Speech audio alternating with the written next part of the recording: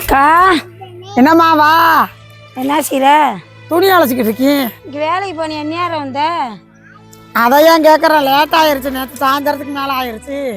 என்னக்கா இவ்வளோ துணியை போட்டு துவச்சிக்கிருக்க? உன் மருமலங்க அந்த பிள்ளை பாவம் சத்த முடியலை எனக்கு. படுத்துருக்க முடிஞ்சு தூங்குதுப்பா. ரேஷன் கடையில் சீனி வறுப்பு போட்டா அதை வாங்கிட்டியா? வாங்கிட்டுப்பா வந்தேன். சொன்னாங்க சீனி வறுப்பு போடுறான்னு. அவசர அவசரமாக ஓடி போய் வாங்கிட்டு வந்துட்டு. அதே நான் வாங்கிட்டேன், வந்து சொல்லலாம்னு வந்தேன். சரிப்பா வாங்கிட்டு. என்ன எப்போ பார்த்தாலும் ஒன்றே வீட்டில் வைக்கிற மாதிரி இருக்கு. உன் மருமகளவே ஆளக்கானா? வேலை வேலைக்கு போகிறவளையா? ஆமாப்பா. நீதே வேலை பார்த்துக்கிட்டே இருக்க? ஆமாப்பா, அந்த பிள்ளை வேலைக்கு போயிட்டு வந்துச்சு.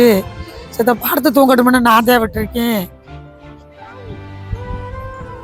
அத்தை வாப்பா, ஒரு டீ மட்டும் போட்டு தரீங்களா அத்தை? சரிப்பா போட்டு தரேன், உட்காருப்பா.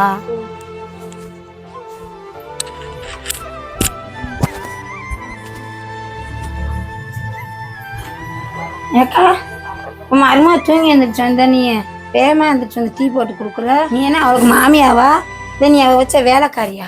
இதில் என்ன இருக்கு? ஒரு டீ போட்டு தரல நான் கொஞ்சம் வருவேன்.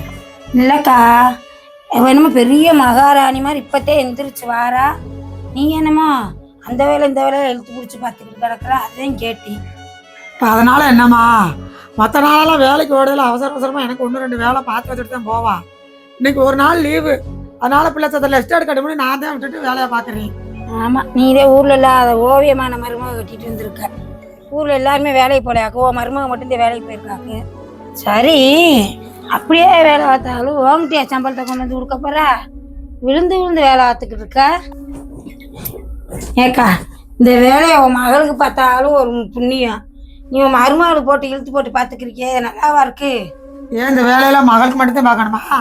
மருமகளுக்கு பார்த்து ஆகாதா? நான் கொஞ்சம் கால் நூல் நல்லா இருக்கையிலையே அதில் கொஞ்சம் வேலை வெட்டியை பார்த்து ஒரு ஆளாக்கி விட்டுறேன்.